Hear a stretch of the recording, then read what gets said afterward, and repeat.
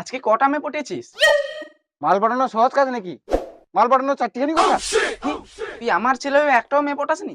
আমি যখন তোর বয়সী ছিলাম তখন 11টা বয়ফ্রেন্ড পটিয়েছিলাম। তোর বাবা ছিল 12 নম্বরে। মা তুমি তাহলে 12। এই এই এই, মুখ সামলে কথা বলবি। কিন্তু মা, আমার বন্ধুরা বলে যাদের 12টা থাকে তারা নাকি উইটা।